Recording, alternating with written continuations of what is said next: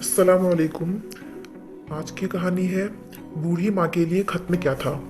एक बूढ़ी औरत थी जो कि अक्सर बीमार रहा करती थी। उसका एक बेटा था, पर वो बाहर किसी देश में जॉब करता था। वो बेटा अपनी बूढ़ी माँ को खत भेजता और वो बूढ़ी माँ उस खत को अपने सीने से लगा लेती और चूमती, ये सोच कर कि मेरा बेटा मुझे कभी नहीं भूलता। खत को चूमकर वो उसे दराज में रख देती क्योंकि उसे पढ़ना नहीं आता था। हर महीने खत आता और बूढ़ी माँ फिर खत को चूमती और ड्रॉर में रख देती थी।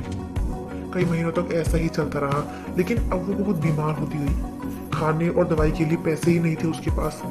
उसकी कंडीशन बहुत ही बुरी होती गई और आखिरकार एक दिन ऐसा आया जब उस औरत का इंतकाल हो गया। जब उसके घर को चेक किया गया और साफ सफाई करने वाले आए तो उन्होंने एक ड्रॉर खोली जिसमें कई खत थे। और जब खत खोले गए तो उसमें देखा कि उसके बेटे ने अपनी माँ के लिए मनी ऑर्डर भेजा था।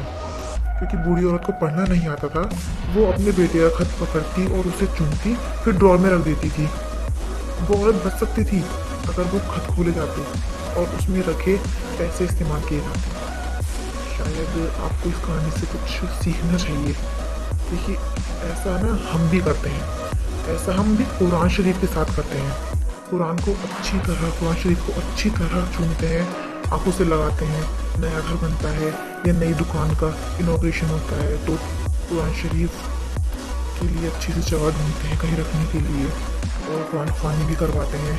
पर कभी ये नहीं सोचते कि उसके अंदर क्या क्या ख़जाना है हमारे लिए।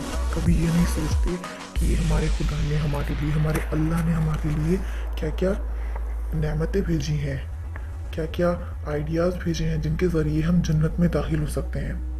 हम अगर कुरान शरीफ को अच्छे से पढ़ेंगे और समझेंगे तो वो हमारे लिए बहुत ज़्यादा फ़ायदेमंद है हमारी आखिरत के लिए। हमारी पूरी ज़िंदगी ऐसी गुजर गई, न जाने कब तक की बची है।